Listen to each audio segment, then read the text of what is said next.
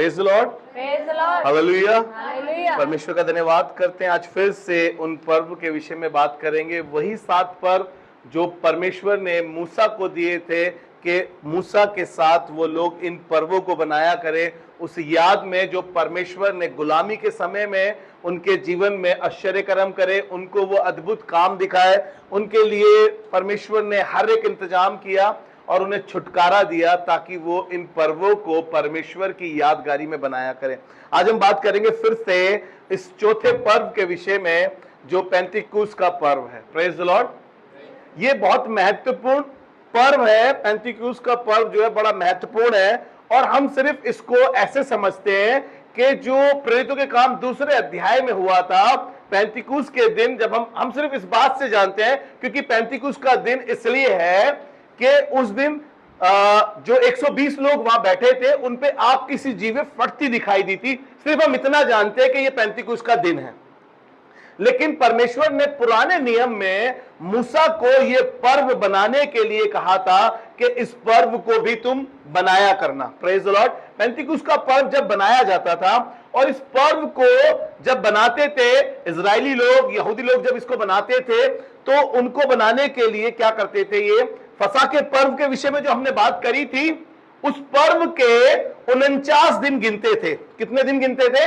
49 दिन गिनते थे। और गिनने की जो रीति थी उनकी बड़ी अलग थी। जो फसल उगती थी गेहूं की, जो बालें उगती थी, उन बालों को एक एक करके तोड़कर इकट्ठा करते थे, एक एक दिन तोड़ते थे और जिस दिन 49 हो जाते थे उनको मालूम चल जाता कि अगला दिन पेंतिकुस्त का दिन है। Praise the Lord. इस तरीके से वो गेहूं को इकट्ठा करते थे, उस बालों को इकट्ठा करते थे ताकि उनको मालूम चले ये 50वां दिन जो होगा ये हमारे लिए पेंतिकुस्त का दिन होगा।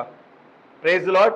और पेंतिकुस्त के दिन में परमेश्वर ने बहुत सारी भेंटों के विषय में बात नहीं करी है। उससे पहले लोग जब तक ये 50वां दिन पूरा नहीं होता था तो अंगूर के गुच्छे लाया करते थे, उन बालों को इकट्ठा करते थे। लेकिन जब ये पेंतिकुस्त के दिन में परमेश्वर ने उन्हें बताया था कि सिर्फ 2 रोटी भेंट में लेकर आने के लिए, हम चर्चा करेंगे बाद में उन रोटियों के विषय में। इससे पहले मेरे साथ निकाल कर पढ़े आप ले व्यवस्था उसका 23 अध्याय, उसके 15 से 17 तक पढ़ेंगे हम। यहां पर लोग परमेश्वर को धन्यवाद के लिए अपनी अन्न बलि लाया करते थे। जो 2 रोटियों की बात मैं बता रहा हूं, उन 2 रोटियों को परमेश्वर के सामने लाया करते थे। और परमेश्वर ने 2 रोटी ही क्यों भेंट में की थी, उस विषय में भी थोड़ी सी बातचीत करेंगे। जी ऐसा लिखा है, पढ़ें। फिर उस विश्राम दिन के दूसरे दिन से, हाँ, अर्थात जिस दिन तुम हिलाई जाने वाली भेंट के पूले को लाओगे, हाँ, उस दिन से पूरे 7 विश्राम दिन गिन लेना। उस दिन से पूरे 7 विश्राम दिन गिन लेना। 7वें विश्राम दिन के दूसरे दिन तक, हाँ, 50 दिन गिनना 50 दिन गिनना और 50वें दिन यहोवा के लिए नया अन्न बलि चढ़ाना। Praise the Lord. 50वें दिन यहोवा के लिए अन्न बलि चढ़ाना। अब 50 का मतलब ही पेंतिकुस्त है। Praise the Lord. ये इब्रानी भाषा में पेंतिकुस्त का मतलब 50 होता है। और इस 50वें दिन में जब परमेश्वर ने ये जो 50वां दिन था, ये जो पेंतिकुस्त का दिन था, इसी दिन में परमेश्वर ने इजराइलियों को वो 10 आज्ञाएं और वो मूसा को जो व्यवस्था दी गई थी इसी पेंतिकुस्त के दिन पर दी गई थी। ये इतिहास बताता है, यहूदियों की परंपरा में लिखा है, या उनके जो एक ग्रंथ है तालमुद, उसमें लिखा है कि ऐसा करते थे वो 50 दिन को बनाने के लिए। जो सिवान महीने का 6ठा दिन होता था उसके अंदर इस पर्व को बनाते थे वो। और परमेश्वर ने जब मूसा को ये 10 आज्ञाएं दी थी, ये 10 आज्ञाएं बताती हैं, इन्हीं के ग्रंथ में जब इस बात को देखते हैं, ये पेंतिकुस्त का दिन था जब ये 10 आज्ञाएं और ये व्यवस्था इन्हें दी गई थी मूसा के द्वारा। जब परमेश्वर ने मूसा को सीनै पर्वत पर आग के समान उसको दर्शन दिया, उस सीनै पर्वत पर बिल्कुल आग के समान परमेश्वर उतरा था और वहां पर परमेश्वर ने मूसा से बातें करी। लिखा है, बाइबल बताती है, मूसा 40 दिन तक उस पर्वत पर रहा। और जब परमेश्वर ने देखा, मूसा ने देखा कि उसको 40 दिन हो चुके हैं, जब वो नीचे आया तो मालूम चलता है कि लोग बिगड़ गए हैं। उन्होंने अपने लिए हारून से कहकर एक बछड़ा बनवा लिया है और परमेश्वर इस बात से बड़ा क्रोधित हुआ। जब उन्होंने इस बछड़े को बनवाया। और वो जो दिन था वो पेंतिकुस का दिन था, वो 50वां दिन था जब परमेश्वर उस पर्वत पर उतर कर आया। और जब परमेश्वर मूसा को वो आज्ञा दे रहा था और वो बिगड़ गए थे, और जब परमेश्वर ने मूसा को ये आज्ञाएं दी थी, ये व्यवस्था दी थी, उस समय पर हुआ क्या था कि वो आग की लपटें हर एक इजरायली के सामने टुकड़ों में आकर खड़ी हो गई और हर एक इजरायली से बातें कर रही थी, अपनी व्यवस्था दे रही थी, अपने वो आज्ञाएं दे रही थी, और हर एक इजरायली के सामने खड़े होकर ये बात कह रही थी, क्या तुम इस बात में एग्री हो, क्या तुम इस बात में सहमत हो। और हर एक विश्वासी अपनी विश्वास योग्यता को दिखा के कह रहा था, आमीन, और मैं इस बात में सहमत हूं। Praise the Lord. और वो आग के टुकड़े वापसी जाकर फिर से उस चट्टान पर ठहर जाते थे और वो 10 आज्ञाएं खोदने लगते थे। मैं इस बातों को जब सुन रहा था, किसी के साथ बैठ के समझ रहा था, तो मुझे मालूम चला कि वो आग के टुकड़े फिर से वापसी जाकर वो लिख देते थे उस वहां पर। Praise the Lord. मूसा को परमेश्वर ने ये आज्ञाएं पेंतिकुस के दिन दी थी, और परमेश्वर जब सीनै पर्वत पर उतरा तो वो पर्वत पूरा आग से धधक रहा था, बिल्कुल आग से धधक रहा था। और यहूदी लोग इस बात से घबरा भी रहे थे। और इनके ग्रंथ में बताया जाता है कि वो सुबह के 9 बजे थे। अब आप कहेंगे कि 9 बज रहे थे सुबह के, कैसे मालूम चलेगा। हम आगे चल के नए नियम में इस बात को देखेंगे कि जब परमेश्वर ने उनको 10 आज्ञाएं दी, जब परमेश्वर उस पर्वत पर, सीनै पर्वत पर उतरा, तो करीब करीब वहां पर सुबह के समय 9 बज रहे थे। और यहूदी ग्रंथ तालमुद में इस बात का वर्णन है या जिक्र है। और परमेश्वर ने अपनी वाणी जब इजरायलियों को सुनाई थी, इस बात की चर्चा करी थी। मेरे साथ निकाल कर पढ़े, आपको अच्छा लगेगा। निर्गमन उसका 19 अध्याय और 18 पद। कुछ लोगों ने मूसा से कहा कि हमसे बातें ना कर, डायरेक्ट परमेश्वर हमसे डायरेक्ट ना बातें करे, मूसा तू ही बातें कर लिया कर, तू ही हमें बता दिया कर। और कुछ लोगों ने जब बछड़ा बनाया था, उसकी आराधना, उसकी उपासना करने लगे। परमेश्वर इस बात से क्रोधित था और वो पहाड़ आग से धधक रहा था। और यहां पर करीब करीब 3000 लोग उस पर्वत के सामने मर गए। उस पेंतिकुस के दिन 3000 लोग के करीब मर गए। मेरे साथ निर्गमन निकाल कर पढ़े आप, 19 अध्याय उसका 18 पद पढ़े।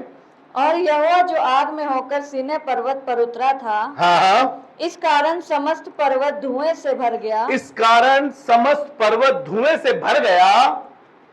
जी, धुएं से भर गया, और उसका धुआं भट्टे का सा उठ रहा था। और उसका धुआं भट्टे का सा उठ रहा था। और समस्त पर्वत बहुत कांप रहा था। और समस्त पर्वत बहुत कांप रहा था। आप सोचिए, परमेश्वर की उपस्थिति से, परमेश्वर की हुजूरी से वो पर्वत तक कांप रहा था। ये पर्वत आज भी मौजूद है, और आज भी ये वहां पर जब वैज्ञानिकों ने देखा तो वो जला हुआ है। वहां पर वैज्ञानिक बताते हैं इस जगह पर बहुत ही भयंकर तरीके से ज्वाला लगी थी या ज्वाला दिखाई दी थी। और ये सीनै पर्वत सऊदी अरबिया के मैदान में आज भी पाया जाता है। ये वहां पर आज भी पाया जाता है। मैं थोड़ा सा सर्च करके इसको पढ़ रहा था। और परमेश्वर पेंतिकुस के दिन नए नियम में हम देखते हैं, जहां पर पतरस के प्रचार करने से, यीशु मसीह के बारे में बताने से, जब हम पुराने नियम में देख रहे हैं 3000 लोग मर गए क्योंकि उन्होंने ऐसी बलवाई मचाई। जब मूसा ऊपर लेट हो गया वो 10 आज्ञा लाने में, तो उन्होंने क्या करा, एक बछड़ा बनवा लिया। और वहां पर हमने पढ़ा कि 3000 के लोग मर गए। लेकिन हम जब नए नियम में जाते हैं और उसका दूसरा अध्याय प्रेरितों के काम, यहां पर देखते हैं पतरस के प्रचार करने से करीब करीब 3000 लोगों ने प्रभु को ग्रहण करा, उन्होंने बपतिस्मा लिया। प्रेरितों के काम दूसरा अध्याय उसका 15 पद। जैसा तुम समझ रहे हो, ये लोग नशे में नहीं है। ये लोग नशे में नहीं है। आपको मालूम है ना, पेंतिकुस के दिन के विषय में दूसरे अध्याय के जब हम पहले पद से पढ़ेंगे, पवित्र आत्मा आग की जीवों की तरह पवित्र आत्मा उतरा। 120 लोग एक जगह इकट्ठे थे और सब अन्य अन्य भाषा बोल रहे थे, सब फर्क फर्क बातें बोल रहे थे। लेकिन वहां पर जो लोग थे, जो गैर लोग थे, उनको लगा कि ये नई मदिरा के नशे में है। और यहां पर जो हमने बात करी कि परमेश्वर जब मूसा को 10 आज्ञाएं देता, वो करीब करीब सुबह के 9 बज रहे थे और यहाँ पर लोग कह रहे हैं इस विषय में, जैसे तुम समझ रहे हो ये लोग नशे में नहीं ये हैं, लोग नशे में नहीं हैं, क्योंकि अभी तो पहर ही दिन चढ़ा है। अभी तो पैर ही दिन चढ़ा है। कैसा दिन चढ़ा है? अभी तो पैर ही दिन चढ़ा है। ये भी वही पेंतिकुस्त का दिन है जब यीशु मसीह का स्वर्गीय रोहण 40वें दिन में हुआ था और पवित्र आत्मा रिलीज हुआ 50वें दिन में। ये वो दिन है पेंतिकुस्त का दिन जब 120 लोगों पे पवित्र आत्मा आग किसी जीवों का सा फटता दिखाई दे रहा था। और जब लोग वहां से देख रहे थे, बाकी लोग कह रहे थे कि ये नई मदिरा के नशे में है। और यहां पर ये कह रहा है कि ये जैसा तुम समझ रहे हो वैसा नहीं है, ये नशे में नहीं है, क्योंकि अभी तो पैर ही दिन चढ़ा है। हालेलुया।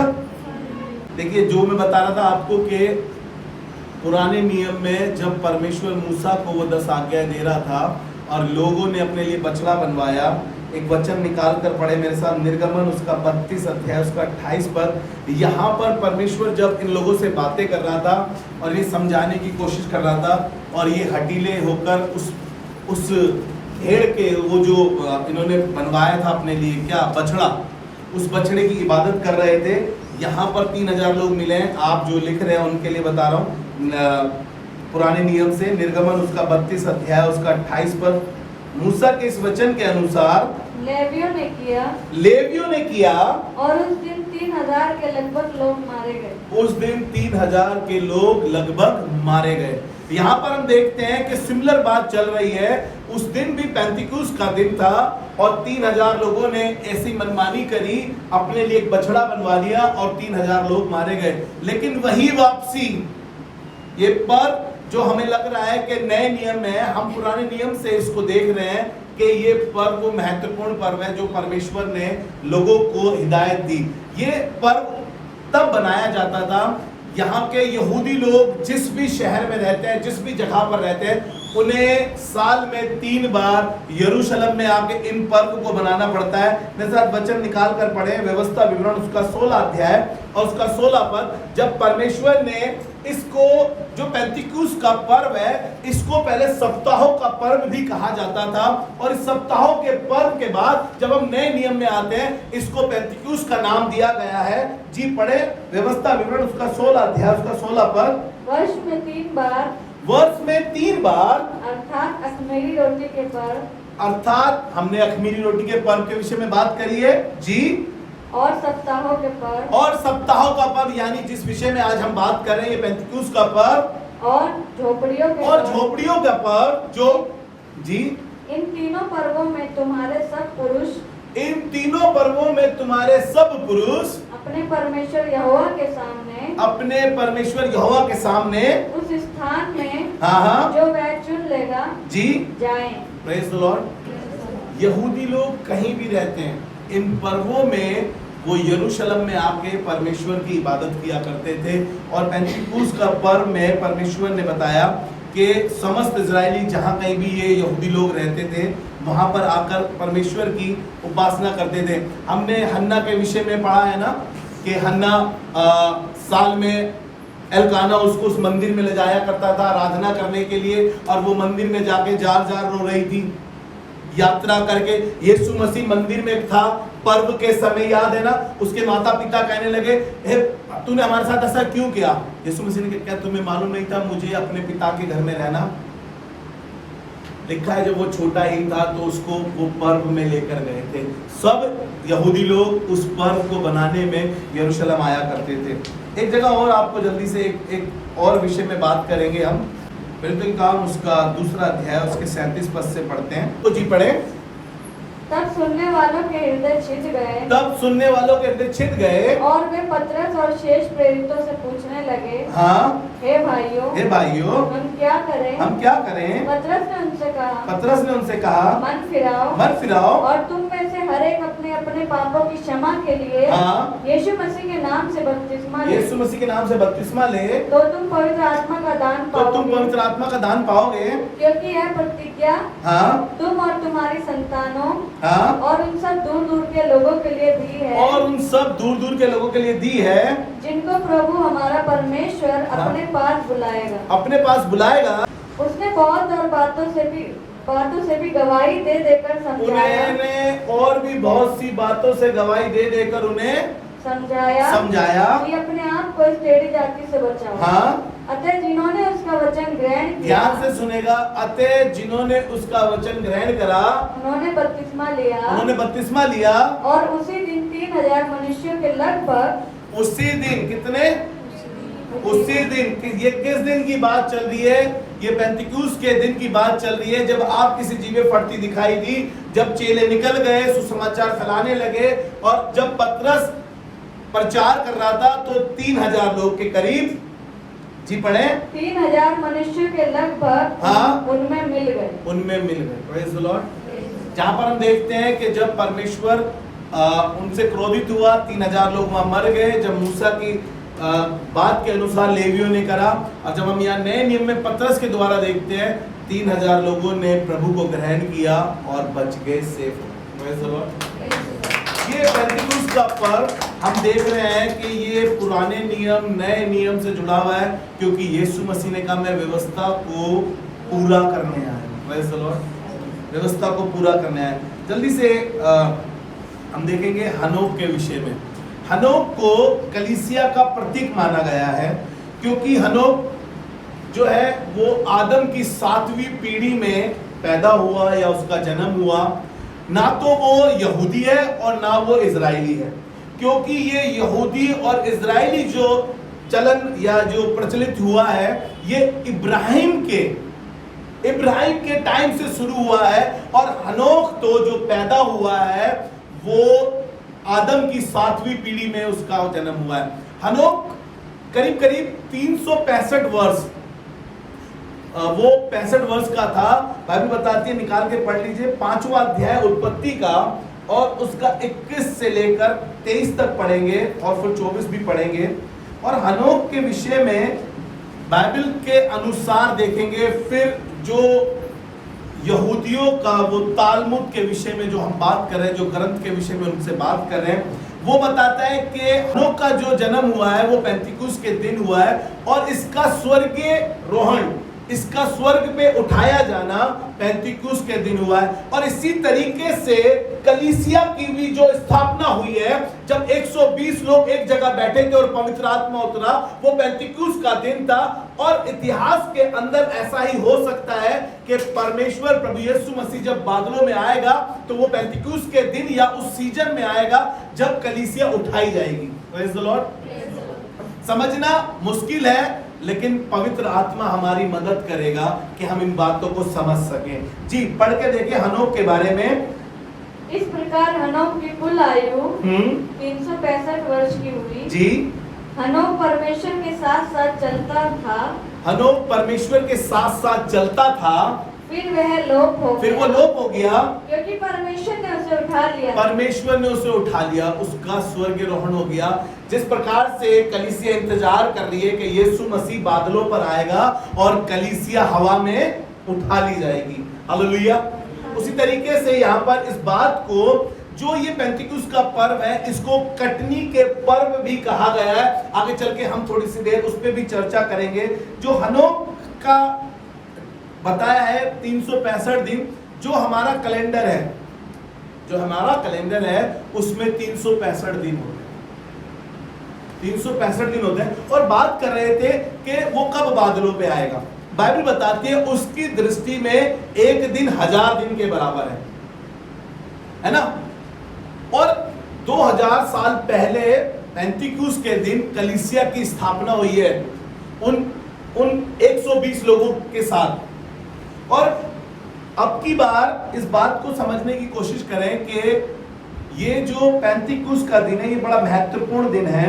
ये 365 दिन, और हनोक अन्य जातियों से जो दिखाया जा रहा है, यहाँ पर परमेश्वर ने 2 कलीसियाओं की बातें करी है, जो यहूदी लोग हैं और जो अन्य जाति जिन पर परमेश्वर का अनुग्रह हुआ है।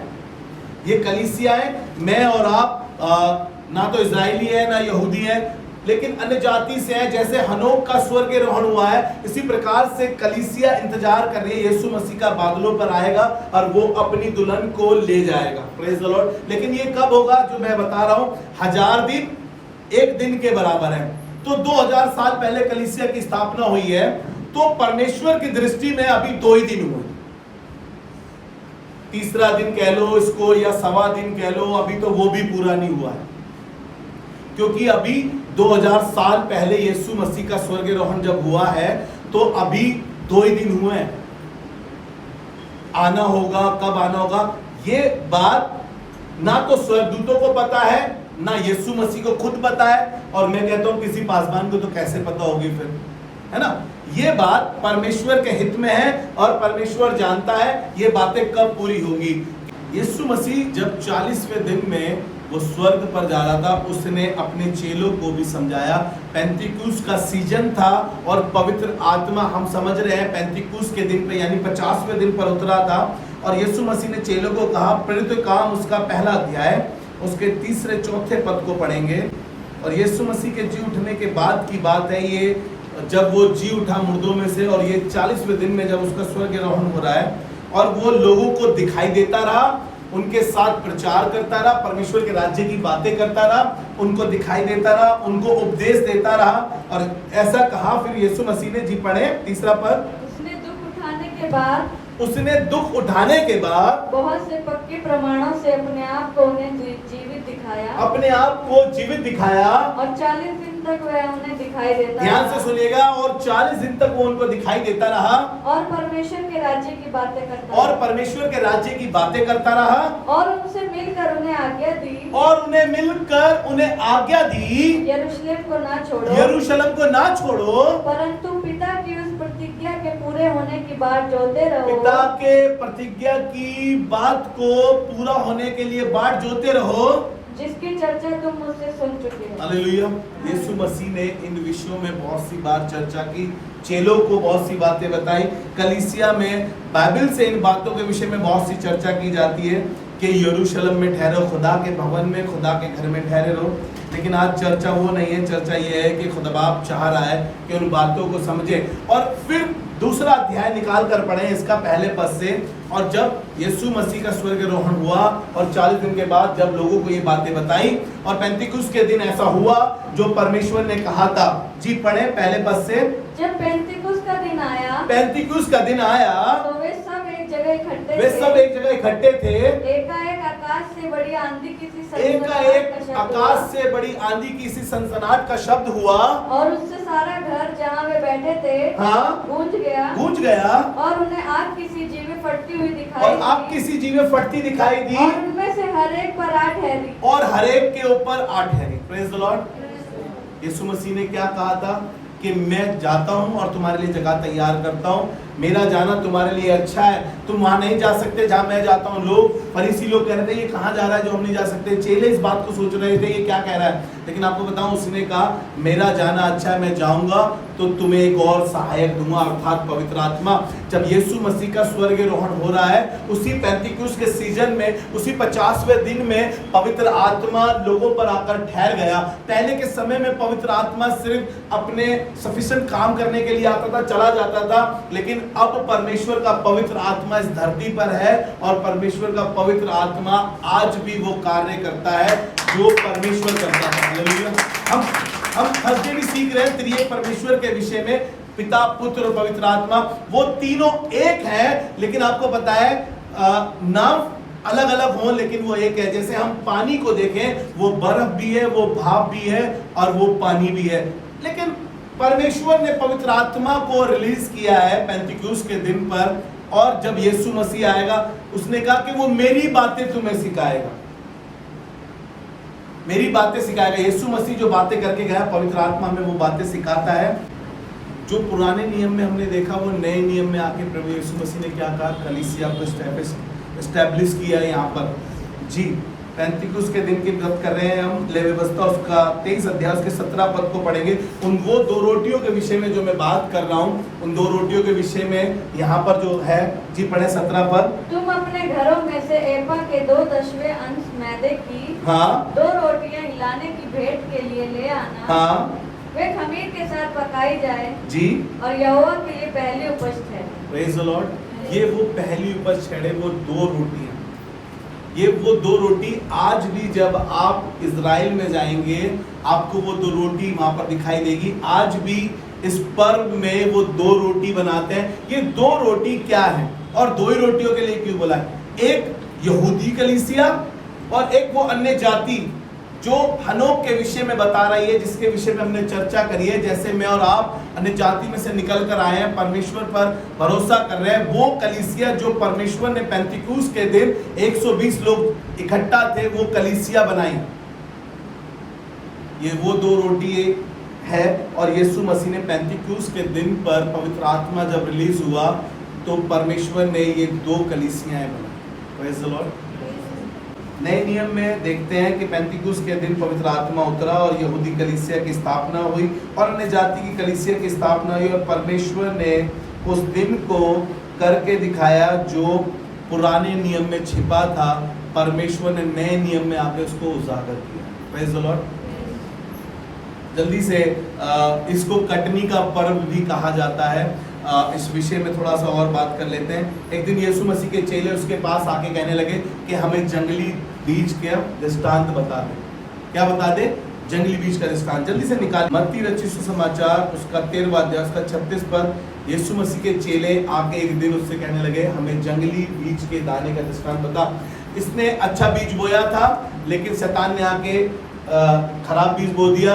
लोगों ने कहा कि हम खराब बीज निकाल दे। उसने ऐसा मत करना क्योंकि अच्छे भी खराब हो जाएंगे। जी पढ़ें। तब वह भीड़ को छोड़कर घर में आया। वह भीड़ को छोड़कर घर में आया। खेत के जंगली दाने का दृष्टांत हमें समझा दे। चेलों ने कहा कि खेत के जंगली बीज के दाने का दृष्टांत हमें समझा दे। उसने उनको उत्तर दिया। उसने उत्तर दिया, अच्छे बीज का बोने वाला मनुष्य का पुत्र है। अच्छे बीज का बोने वाला परमेश्वर का पुत्र है। खेत संसार है। खेत क्या है? संसार है। खेत संसार है। अच्छा बीज राज्य की संतान है। अच्छा बीज राज्य की संतान है। और जंगली बीज हाँ दुष्ट की संतान। उस दुष्ट की संतान है। जिस शत्रु ने उनको बोया हाँ वह शैतान है। वह शैतान है। कटनी जगत का अंत है। ध्यान से सुनिएगा। कटनी का पर्व के लिए मैं बात आपको यहाँ तक पढ़ा कर लाया हूँ। कटनी जगत का अंत है और काटने वाले स्वर्गदूत हैं। और काटने वाले स्वर्गदूत हैं। Praise the Lord.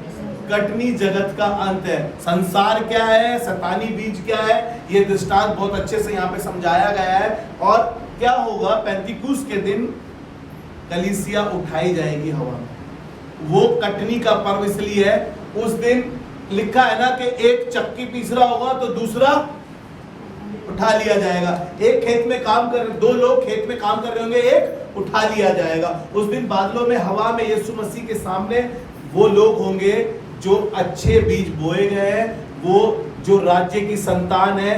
वो उस दिन परमेश्वर यीशु मसीह कहेगा, एक वर्ष लिखिए ना, धन्य लोगों, मेरे पिता के धन्य लोगों, मेरे दाहिनी ओर आओ इस स्वर्ग के अंदर, यानी कि किंगडम ऑफ गॉड में, परमेश्वर के राज्य में। मैं मानता हूँ इन पर्वों को हल्के में मत समझिए, इनको और स्टडी करिए, अपनी पर्सनल स्टडी करिए कि परमेश्वर प्रभु जी क्यों। सीखिए परमेश्वर की बाइबल की हर एक बात को सीखने और समझने की कोशिश करें। नहीं समझ में आ रही है, पवित्र आत्मा की मदद लें। पवित्र आत्मा सबसे अच्छा टीचर है जो हमें सिखाता है। हालेलुया। बहुत सी बातें जगत के अंत के विषय में लिखी है। अगले पर्व के विषय में बात करेंगे। परमेश्वर से मुलाकात होगी हमारी इन बातों को कि अंतिम तुरई फूकी जाएगी। ये पर्व जो अभी हमने बताया है अंतिम तुरई का, ये भी संकेत देता है कि आखिरी तुरई फूकी जाएगी तो यीशु मसीह आए, है ना। ये इस विषय में बहुत सी वर्सेस आखिरी तुरई के विषय में बताती है, लेकिन पेंतिकुस्त का पर्व यीशु मसीह का स्वर्गीय रोहण, कलीसिया का उसका हनोक का उठाया जाना, इसी तरीके से कलीसिया का भी उठाना होगा पेंतिकुस्त के सीजन में या उस पर्व वाले दिन। हम बात करेंगे अगली बार कि ये तुरइयों का पर्व, इसके विषय में खुदावन ने हमें क्या सिखाया, उस चीज़ों को सीखेंगे। आइए दुआ मांगे। खुदावन धन्यवाद करते हैं कलीसिया में अपनी उपस्थिति को रखने के लिए, कलीसिया में ये ज्ञान की गुण बातें देने के लिए। खुदावन दुआ करते हैं प्रभु कलीसिया तेरे ज्ञान से परिपूर्ण हो सके, वंचित ना रहे खुदावन, क्योंकि हमने इन बातों को सीखा, ज्ञान ना होने के कारण तेरी प्रजा नाश हुई। प्रभु पवित्र आत्मा हमें अपने ज्ञान की बातें सिखा, वो ज्ञान जो स्वर्ग से उतरा है, उस ज्ञान की बातें हमें सिखा समझा, ताकि हम तेरी उस ज्ञान की बातों को सीख सकें और खुदावन तेरे कामों को कर सके, यीशु मसीह के नाम में। और सबने मिलकर बोला आमीन।